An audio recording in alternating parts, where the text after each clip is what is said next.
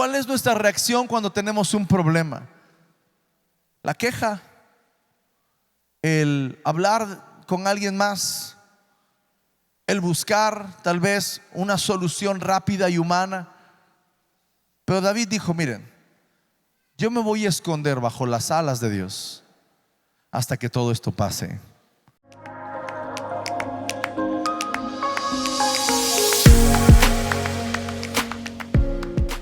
Mientras te esperamos, es la serie que tenemos. Hoy en la mañana una hermana me decía: usted está hablándonos y está preparándonos para la venida del Señor Jesús. Sí. Apenas estábamos en el congreso la semana pasada en Chazac.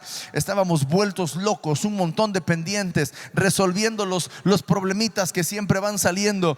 Y le escribí a uno de nuestros hermanos aquí en la congregación que estaba aquí trabajando y malabareando cosas, y le digo: ¿cómo vas? Y me dijo: si Cristo viene antes de las 5 sería glorioso, me dijo. Estamos listos para la venida del Señor. Amén. Si usted tiene un pendiente mañana, tal vez su oración sea: Señor, ven hoy. Pero mire, amado hermano, la venida del Señor está pronta, pero la iglesia necesita hacer lo que le corresponde y necesita hacerlo bien. Necesitamos hacer las cosas bien. Y dentro de las cosas que Dios nos ha dejado, tenemos una serie de acciones que hemos llamado las disciplinas espirituales. Estas disciplinas espirituales requieren nuestro esfuerzo, pero tienen un fruto en nuestras vidas. Y la primera disciplina espiritual de la cual empezamos a hablar tiene que ver con la oración. Primero hablamos de qué es la oración, después hablamos de que se espera que tú y yo oremos. Dios está esperando que tú y yo oremos, que tú hablemos con Él. Hablamos también acerca de cómo la oración muchas veces la aprendemos escuchando a alguien más orar. Finalmente así aprendemos a hablar, ¿ok? Así aprendemos a hablar. Cuando tú y yo somos chiquitos, aprendemos a hablar escuchando a los demás y empezamos a repetir las palabras, empezamos a repetir los sonidos. Si a usted, a un niño chiquito, siendo aquí mexicanos y hablando español, a un niño chiquito usted le habla en inglés constantemente, ese niño va a hablar inglés naturalmente, porque es lo que está escuchando. Aprendemos a hablar escuchando. Entonces, cuando traducimos eso a la fe, aprendemos a orar cuando oímos a otros orar. Pero muchas veces esto tiene un problema, y es que cuando escuchamos orar a alguien, generalmente esa persona está dirigiendo un tiempo de oración, y es diferente dirigir un tiempo de oración que hablar. A mí me vacilan mis hijos, porque el otro día estábamos escuchando el radio y yo venía escuchando la predicación, estaba yo predicando, ¿verdad? Pero me dice mi hijo: ¿por qué hablas así? Y entonces traté de imitar la voz que estoy haciendo ahora, porque es algo natural cuando estoy aquí en la plataforma, hablo de esta manera, ¿verdad? Y el tono o la intensidad o la intención con la que estaba hablando no es la misma con la que yo hablo todos los días. No es la misma con la que hablo con mi esposa. Yo no le digo a mi esposa: oye, mi amor, ¿cómo ves? Y vamos. No. Pero es algo que solito me pasa cuando estoy predicando, ¿sí? Entonces, si usted aprende a hablar, o usted pone a un niño, a un bebé, solamente la única interacción que tiene es escuchar la predicación, el niño va a hablar como yo estoy hablando, porque es la manera en la que uno se aprende a hablar. Entonces tú y yo aprendemos a orar orando, aprendemos a orar escuchando a alguien más, pero necesitamos empezar a poder tener nuestra propia identidad de oración, porque la oración es una relación con Dios. Ahora, sí hay tipos de oración, ¿ok? Sí hay tipos de oración, y yo no sé si lo vamos a ver pronto, espero que sí. Tal vez la próxima semana ahondemos un poquito más en esto. Y mi oración desde ayer para este tiempo ha sido: Señor, dame las palabras y dale a tu pueblo el enfoque y la atención, porque de verdad que yo quiero avanzar lo más que puedo y nos está comiendo el tiempo. Así que déjeme decirle a grandes rasgos que hoy le voy a dar 5 predicaciones en una, así que necesito que esté bien atento, ¿ok?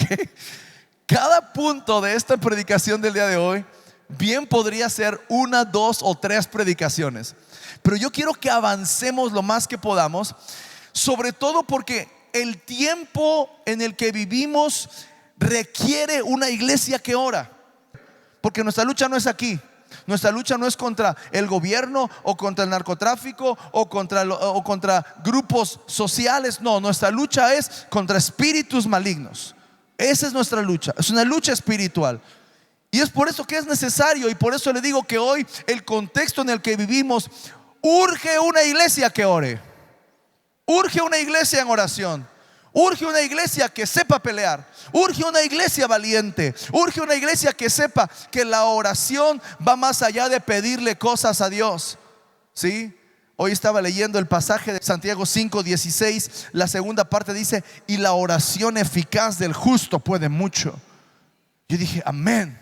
Sí, Señor, esa oración es la que necesitamos. Y sabe que eficaz es como una efervescencia.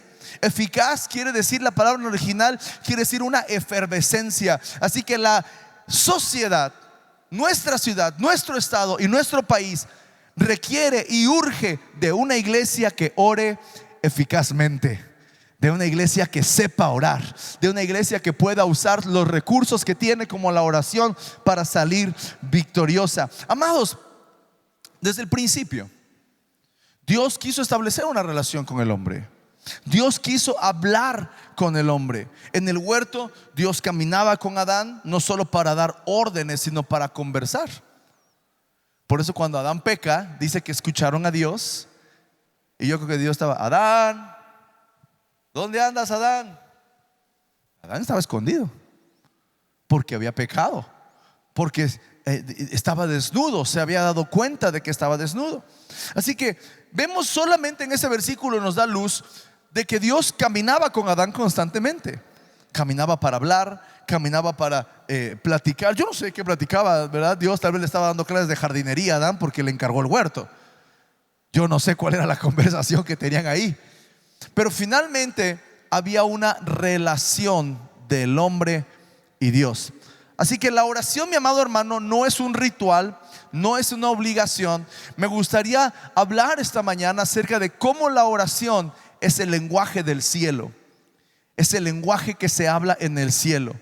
Usted va a Estados Unidos, tiene que hablar inglés. Usted va a Francia, tiene que hablar francés. Usted va a Portugal o Brasil, tiene que hablar portugués. Usted quiere una comunicación con el cielo, tiene que orar. La oración es el lenguaje del cielo. Es la manera en la que el corazón de nosotros, del ser humano, se conecta con el ambiente divino.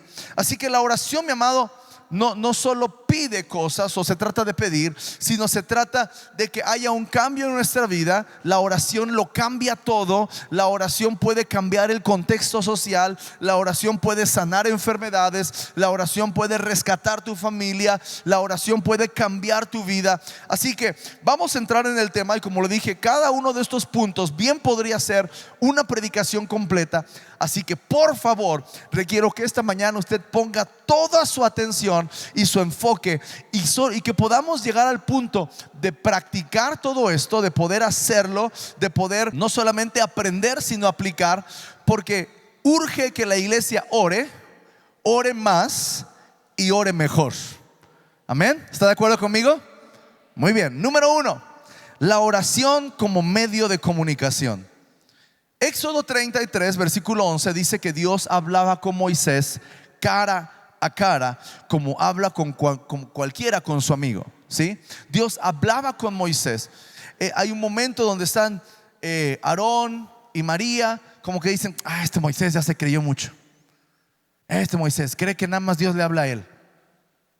Y entonces Dios los junta a los tres y les dice: a ver, mira, si yo quiero hablarle al pueblo, puedo mandar un profeta, puedo mandar por ahí una visión, puedo hablar con cualquiera.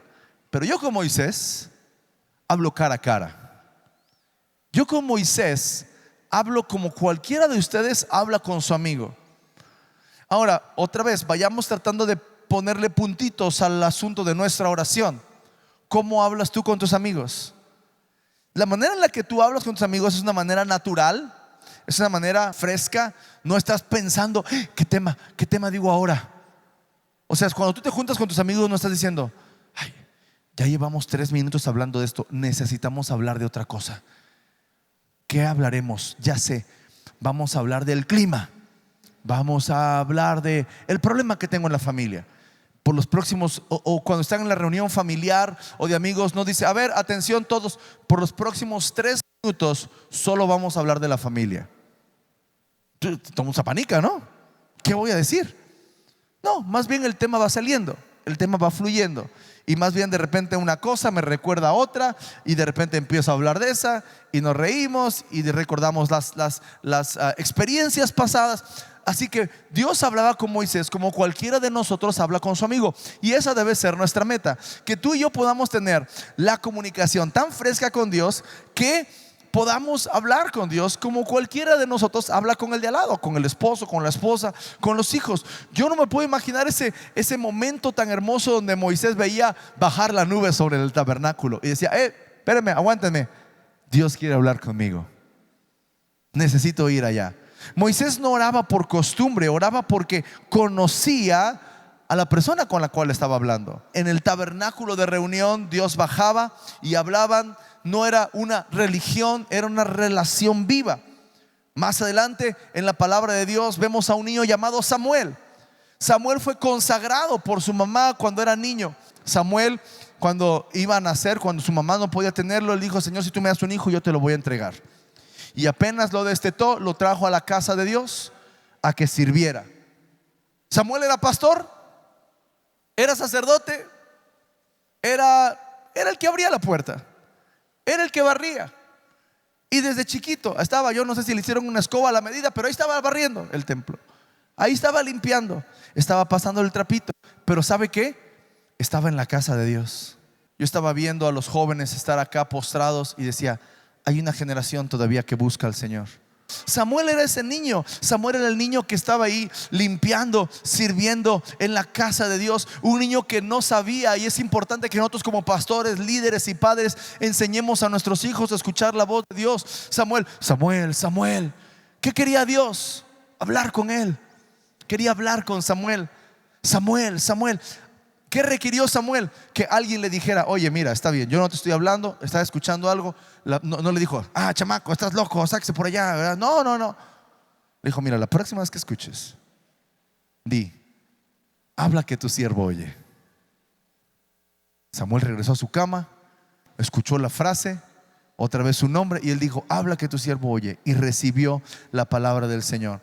En la relación, en nuestra vida de oración, mi amado hermano, muchas veces tenemos que dedicar más tiempo para escuchar. No solo para hablar, para escuchar. Si yo le invito a un café, hermano, vamos a tomar un café. Qué bueno que llegaste. Y empiezo a descargarle todo lo que yo traigo. No, es que el trabajo, la iglesia, el líder, el pastor, mi esposa, mis hijos, la escuela, el trabajo, el negocio, le empiezo a soltar todo. Hermano, qué bueno, gracias, Dios te bendiga. Y me voy. Usted dice, nunca le vuelvo a aceptar un café al pastor. Nada más vine y me aventó todo lo que traía encima. Tenemos que aprender a escuchar, porque la relación con Dios, la oración, es un medio de comunicación. No es un monólogo, es un diálogo. Entonces Él no quiere solo que le hables, sino que Él también quiere hablarte a ti. Cuando tú oras, no estás lanzando palabras al aire, estás hablando con alguien y estás conectando con el cielo. Amén. Número 2, la oración como refugio. Salmo 46:1. Dios es nuestro amparo y nuestra fortaleza, nuestro pronto auxilio en la tribulación. David sabía lo que era huir. David había sido un hombre de guerra. Toda su vida había sido un hombre de guerra. David sabía esconderse. David sabía huir. David, yo creo que tuvo miedo muchas veces, ¿sí? Estaba allá, pero cada vez que oraba encontraba refugio. Cuando Saúl lo empezó a perseguir, yo no sé cuántos lo notaron. Hoy leímos en la mañana el Salmo 34 para empezar el culto. Y en el Salmo 34, en el titulito dice, Salmo de David, cuando fue capturado y lo llevaron y se hizo el loco y lo soltaron, ¿verdad? Así dice, no es que estoy inventando. O sea, él se hizo que estaba loco, ¿verdad? Y aquel dijo, no, me traigan locos, ¿verdad? Y lo echó cuando estaba viviendo entre los filisteos. Entonces, el Salmo 34 tiene ese título. ¿Qué quiere decir? Cuando David lo soltaron, ¿sí? Cuando David lo soltaron, él hizo la declaración. Él oró al Señor. Él declaró todo lo que está escrito en el Salmo 24. Fue su oración de agradecimiento. Este pobre clamó y lo oyó Jehová y lo libró de todas sus angustias. Entonces hay una declaración de fe. Pero cuando David estaba huyendo de Saúl, cuando David era perseguido por Saúl, él escribió el Salmo 57. Escucha el versículo del 1 al 3. Ten misericordia de mí, oh Dios, ten misericordia de mí, porque en ti ha confiado mi alma, y en la sombra de tus alas me ampararé hasta que pasen los quebrantos. Así que tú y yo podemos acercarnos por medio de la oración como un refugio en medio de los quebrantos. Clamaré al Dios Altísimo, al Dios que me favorece, y Él enviará desde los cielos y me salvará. Así que David sabía que su oración era un refugio. No solamente sabía esconderse en medio de las cuevas, no solamente podía huir de sus enemigos, sino que él sabía que cuando venía un enemigo espiritual, o aún un enemigo espiritual en carne, ¿verdad? Como era la persecución de Saúl, pero había espíritus malignos detrás de él. Él dijo: yo sé dónde esconderme, en las sombras de tus alas me ampararé hasta que pasen todos mis quebrantos. ¿Qué haces tú cuando estás quebrantado? ¿Qué haces tú cuando estás angustiado? ¿Cuál es tu primera reacción? ¿Cuál es nuestra reacción cuando tenemos un problema? La queja, el hablar con alguien más, el buscar tal vez una solución rápida y humana. Pero David dijo: miren, yo me voy a esconder bajo las alas de Dios hasta que todo esto pase. Ahí es donde yo quiero encontrar mi paz. Ahí es donde yo quiero encontrar mi seguridad. Que el mundo te caiga encima, amado, la oración te va a dar paz. La oración va a ser un refugio para ti. Daniel oraba 3 veces al día. Abría su ventana sabiendo que aún en medio de la persecución podría morir por eso.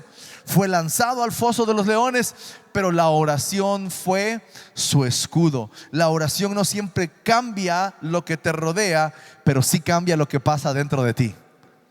Acuérdense que hace un par de semanas yo les dije que una de las cosas que desaniman a la oración es que no vemos un resultado inmediato, o no vemos un resultado como nosotros lo esperábamos. Ay, tengo esta situación. Daniel pudo haber dicho: ay, Señor, me van a arrojar al foso de los leones. Mejor hoy no voy a abrir las ventanas para orar. Voy a orar acá en mi lugar secreto. Voy a hacer mi oración en callado. Él cumplió con su oración. Y cuando estaban echando al foso de los leones, él le dijo: ay, Señor, yo era fiel, Señor, y mira cómo me está tratando el mundo. Yo que oro, yo que hago lo que tengo que hacer, y mira cómo me va. Aquí estoy a punto de morir, ¿sí? Y tal vez él dijo que su oración, tal vez pensó que iba a liberarlo de la cárcel, iba a caer, los guardias iban a caer muertos en ese momento, y de todos modos lo echaron al foso de los leones. Yo no sé si él dijo: el Señor me va a guardar, Él va a cerrar la boca. No, él estaba dispuesto a morir, como la declaración de los otros 3, ¿no? Que dijeron: échanos al horno, el Señor nos va a salvar, y si no nos salva, de todos modos no vamos a hacer lo que nos estás pidiendo. Había una seguridad en ellos.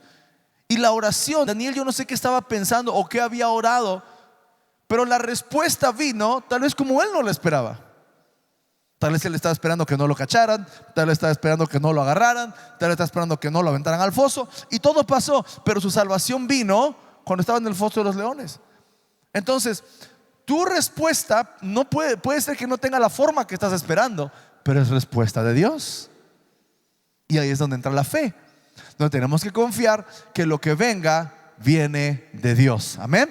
Toda buena dádiva y todo don perfecto proviene de nuestro Padre. Él escucha la oración. Este pobre clamó y lo oyó Jehová, lo libró de todas sus angustias. Así que la oración no siempre cambia lo que te rodea, pero sí cambia lo que pasa dentro de ti.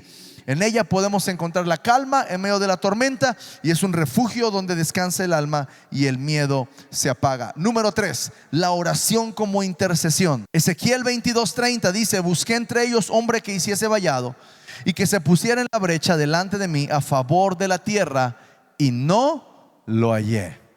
Hay un clamor, hay una intercesión. Intercesión es ponerte en lugar de otros, y Dios está buscando a alguien que ore por otros, alguien que ore por otras personas. ¿Quién está orando por nuestra nación?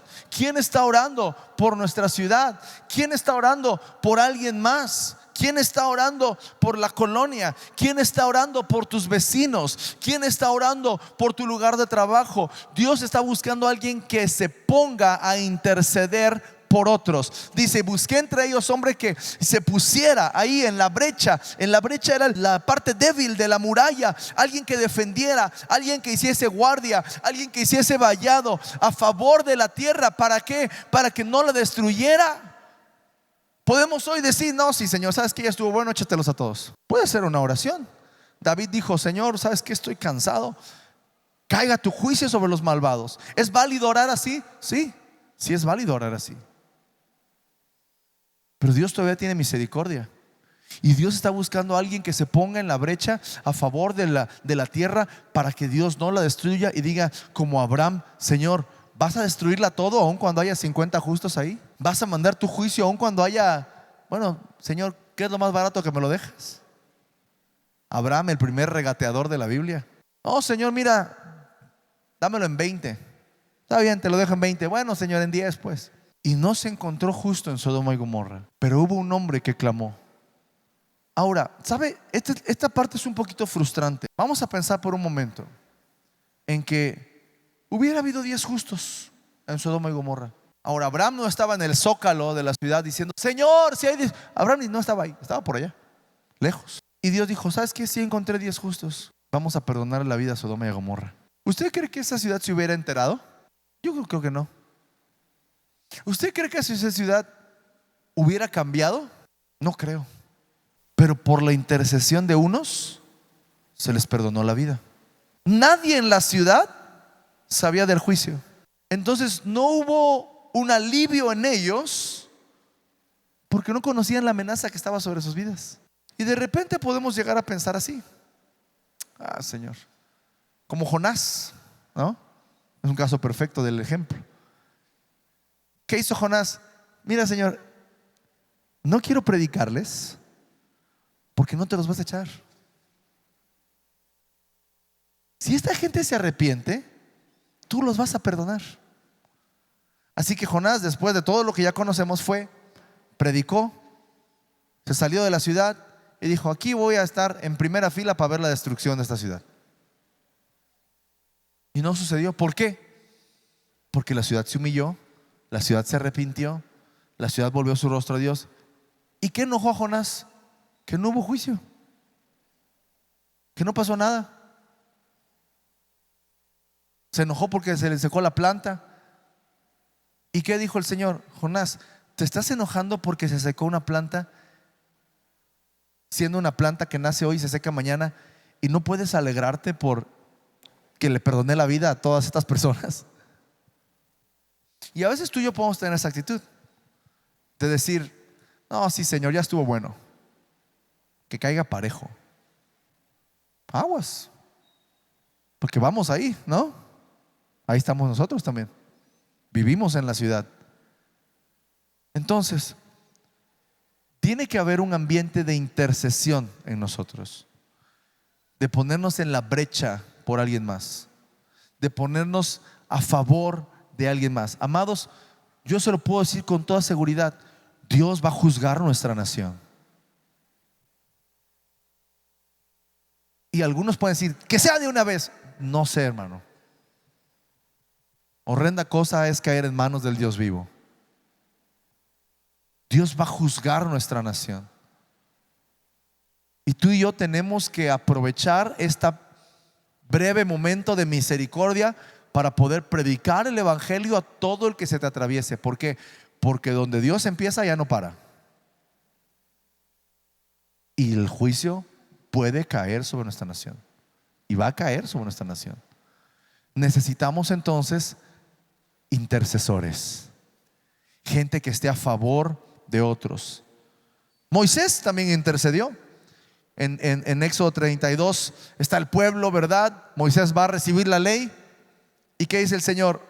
Mira, Moisés, no duraron ni un día. Aquí estoy yo dándote la ley, y aquellos ya se fueron tras otros dioses. Hazte para acá tantito, Moisés, mira. Más para acá. Me los voy a echar a todos. Y Moisés dice: Señor, no, ¿cómo? ¿Qué? No. Dice: Señor, ¿se va a encender tu furor contra tu pueblo? Tú lo liberaste de Egipto, tu gran poder, tu mano fuerte. ¿Por qué han de hablar los egipcios? Para mal los sacó, para matarlos en los montes y raerlos sobre la faz de la tierra. Vuélvete del ardor de tu ira y arrepiéntete de este mal contra tu pueblo. Acuérdate de Abraham, de Isaac, de Israel, tus siervos, a los cuales has jurado por ti mismo y les has dicho: yo multiplicaré vuestra descendencia como las estrellas del cielo, y daré a vuestra descendencia toda esta tierra de que he hablado, y la tomarán por heredad para siempre. Entonces, dice, Jehová se arrepintió del mal que dijo que iba a hacer de su pueblo. Si hoy el Señor te apareciera y te dijera: hey, hazte para acá porque ahí va el juicio, ¿qué dice? Ahora sí, Señor, saquen las palomitas que se va a poner bueno. ¿Cuántos intercederíamos por nuestro pueblo? ¿Cuántos clamaríamos realmente? No, espérame, Señor, espérame, todavía hay oportunidad, todavía no hemos predicado aquí, todavía no hemos predicado allá. Espéranos tantito, Señor, danos tantito chance más de poder alcanzar al perdido, de poder alcanzar al que está mal, de poder alcanzar al que está bien también, supuestamente. Porque a veces decimos: sí, el pecador, pero el pecador somos todos. Necesitamos de Cristo, necesitamos predicar el evangelio. Así que tenemos que tener el corazón de Abraham, de Moisés, de Jesús. Jesús se puso, ¿verdad?, a favor y por nosotros. Jesús se dio por nosotros, se puso entre el juicio y la gracia, ¿verdad? Así que la intercesión es orar por alguien que ni siquiera sabe que lo necesita. Es pararte entre el juicio y la víctima. Dios está buscando intercesores todavía que detengan ese juicio y que traiga misericordia. Número 4, la oración como desahogo. En primer libro de Samuel, capítulo 1, versículo 10, dice que Ana estaba orando y dice: ella con amargura de alma oró a Jehová y lloró abundantemente. Versículos 12 al 15 dice: mientras ella oraba largamente delante de Jehová, Elí estaba observando la boca de ella, pero Ana hablaba en su corazón y solamente se movían sus labios y su voz no se oía, y Elí la tuvo por ebria. Entonces le dijo Elí: ¿hasta cuándo estarás ebria? Digiere tu vino. Y Ana le respondió diciendo: no, Señor mío, yo soy una mujer atribulada de espíritu, no he bebido vino ni sidra, sino que he derramado mi alma delante de Jehová. Ana no tenía hijos, había sido humillada por eso, menospreciada, su corazón estaba roto, y ella no se paró a orar con las palabras más elocuentes, sino que derramó su alma delante del Señor, derramó lágrimas, y Dios escuchó ese llanto. Esa oración silenciosa trajo al mundo al profeta Samuel, el profeta que después ungiría a Saúl y ungiría a David. A veces, amados hermanos, pensamos que tenemos que tener las palabras correctas, pero Dios también puede ver tus lágrimas. Dios también puede escuchar tu llanto. David lo sabía. En el Salmo 62, versículo 8 dice: esperad en él en todo tiempo, oh pueblos, derramad delante de él vuestro corazón. Dios es nuestro refugio. Hay oraciones que son gritos de nuestra alma. Y déjame decirte, mi amado hermano, si alguna vez has estado tan angustiado que ni siquiera te salen las palabras, pero has llorado delante de Dios, Dios no ha ignorado ese llanto. Dios ha visto tu sufrimiento, Dios ha visto tus lágrimas. Él escucha cada lamento en tu corazón, y cuando te desahogas en tu presencia, Él trae sanidad. Y número 5, la oración como guerra. En Efesios capítulo 6, versículo 12 dice: porque no tenemos lucha contra sangre y carne, sino contra principados, contra potestades, contra los gobernadores de las tinieblas. Así que, amados hermanos, la oración también es batalla. La oración también es fuerza. La oración también es pelea. Es el campo donde el cristiano pelea, pero con poder, pelea con autoridad. Elías oró y el fuego descendió. Esa oración no fue tranquila. Esa oración fue brava. Esa oración fue valiente. Fue una guerra contra la idolatría. Y cuando el fuego cayó, el pueblo se convirtió y el pueblo empezó a clamar: Jehová es Dios, Jehová es Dios. Daniel oró durante 21 días y el ángel le dijo: desde el primer día tus palabras fueron oídas. Pero hubo una oposición. Amados, no lo vemos, pero hay una guerra en los aires en este momento. Cuando una persona está en la congregación, hay una batalla espiritual por tu atención, hay una batalla espiritual por tu alma, hay una batalla espiritual para que tú no escuches la palabra del Señor. Hay una batalla espiritual que a veces no es que vamos a ver aquí un humo blanco contra un humo negro moverse de lado a lado. A veces es un pensamiento, a veces es una idea, a veces el enemigo te ataca y viene a ponerte un pensamiento que te distraiga completamente, un pensamiento que robe tu atención. ¿Por qué? Porque hay una guerra espiritual. Hasta el día de hoy es reino contra reino, y no hay zonas desmilitarizadas en la guerra espiritual. Cuando vemos las grandes batallas, decimos, era el eje de este lado, este país contra los de este lado, este país. Y todos los demás, ¿qué eran? Países neutros, ni con melón ni con sandía. Yo aquí me quedo, no se metan. Mira, es más, si cruzas mi frontera, aquí no te pueden atacar. Vente para acá. Y aquí es una zona desmilitarizada. ¿Qué quiere decir esto? Aquí no puedes pelear. Amados, en la guerra espiritual que libramos día con día, no hay zonas desmilitarizadas. O estás con el Señor o estás con el diablo. ¿Qué dijo Jesús? El que no es conmigo, contra mí es. ¿Dónde está la tibieza en ese versículo? No está. Si andas aquí y allá, déjame decirte que no estás ni aquí ni allá, estás allá. Si andas jugando, consintiendo el pecado en tu vida, no estás aquí ni allá, solo estás allá. Porque Jesús dijo: el que no está conmigo, contra mí es. No hay manera de buscarle un acomodo a la tibieza.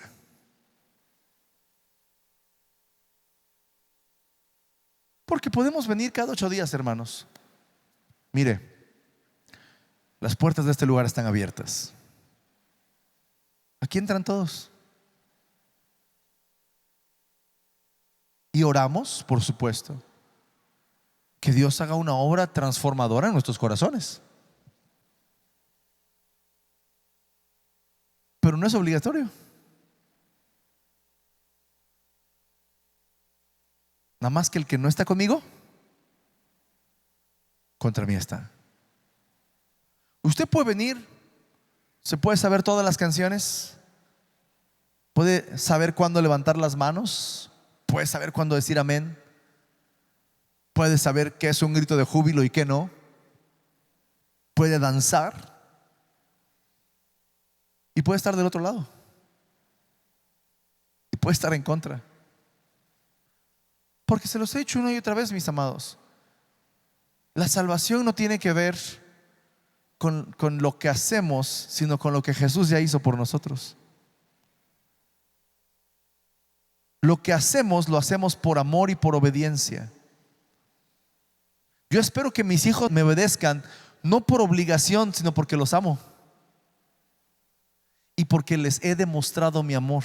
Yo espero que mis hijos me obedezcan y hagan lo que le corresponde, no por obligación, sino porque han entendido que yo tengo una autoridad sobre ellos, que soy su papá. Así que Dios ya hizo lo que tenía que hacer para que tú fueras salvo.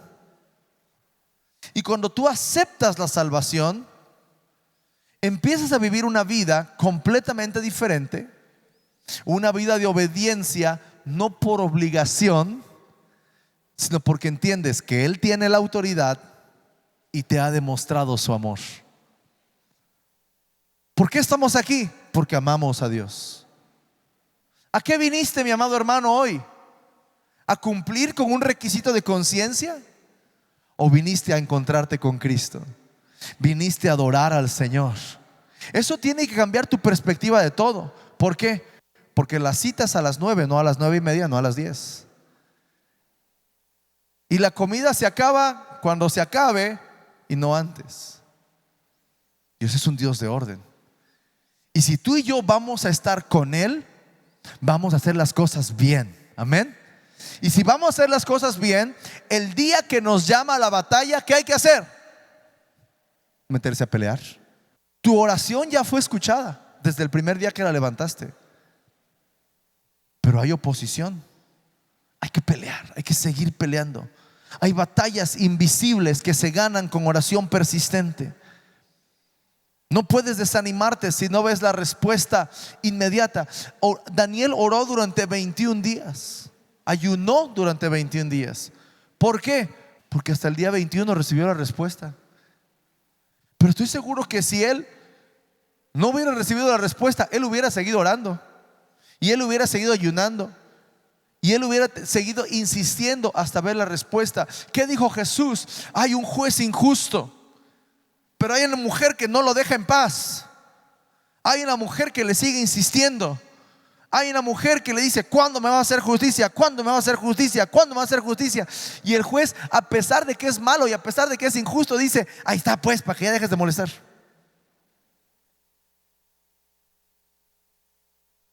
Oren, insistan, busquen hasta la respuesta. Ya, Dios se olvidó de mí. No, seguimos. Amados hermanos, el problema con la iglesia es que es reaccionaria. Ahora mismo lo estamos viendo. ¿Por qué no hemos dedicado más tiempo para orar por nuestro país? ¿Por qué tenemos que esperar hasta la orillita del golpe de estado para ponernos a clamar? ¿Por qué tenemos que esperar hasta ver violencia en las calles para pelear? Estamos convocando a una guerra, hermanos. Estamos convocando a una guerra, pero es una guerra espiritual. Es una guerra que tiene fruto. Y puede ser que sea frustrante ver la respuesta de Dios en lo espiritual, que se calmen las aguas, y alguien más diga: sí, es por nuestras políticas de gobierno. Te va a dar coraje, igual y sí. Pero ¿sabes qué, hermano? Tu tarea, tu trabajo es pelear donde corresponde. Es pelear en lo espiritual. Es pelear en donde tenemos que pelear, y hacerlo constantemente. La oración es guerra espiritual.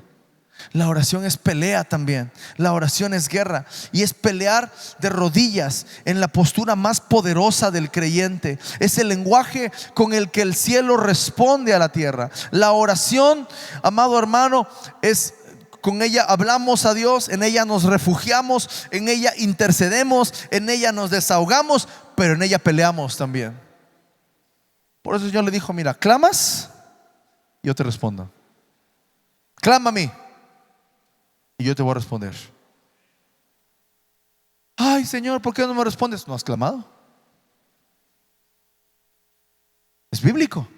Clama a mí y yo te responderé. Cuando tú clamas al Señor, cuando tú oras al Señor, cuando tú peleas en oración y la respuesta llega a tu vida, nuestro Padre es glorificado. Amados, tenemos que despertar a la oración. Tenemos que despertar a la oración. Tenemos que clamar e interceder. Tenemos que dedicarle el tiempo. No podemos quedarnos de brazos cruzados viendo cómo nuestro país se va al despeñadero, porque somos sí, eso es allá en México, eso es allá hasta Michoacán. Amados, es nuestra nación, y vamos a pelear por ella. Vamos a pelear por ella.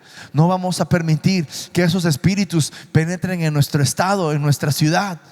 Necesitamos defender la guardia. Necesitamos pelear. Necesitamos hacer vallado y ponernos en la brecha, orando que el Señor sí destruya a los malvados, destruya a esos espíritus inmundos, los reprenda, que el diablo se vaya de nuestros estados y que venga avivamiento y venga salvación a nuestra ciudad y a nuestro país.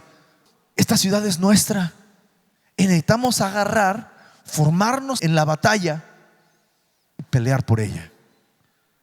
¿O vamos a dejar que la consuman los espíritus que el enemigo ha enviado? ¿Vamos a dejar que se la coma la extorsión o el narcotráfico o la corrupción o el secuestro o cualquier cosa?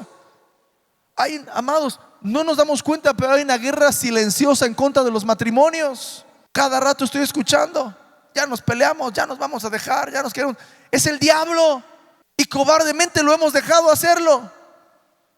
Doble sus rodillas y póngase a pelear por su casa. Doble sus rodillas y póngase a pelear por su esposo o su esposa. Doble sus rodillas y póngase a pelear por sus hijos. O vamos a dejar que el diablo nos los gane. Vamos a dejar que sean engañados con riquezas muy fáciles y terminen muertos antes de los 18 años. Eso no se logra con mejor educación en las escuelas. La educación en la escuela está podrida.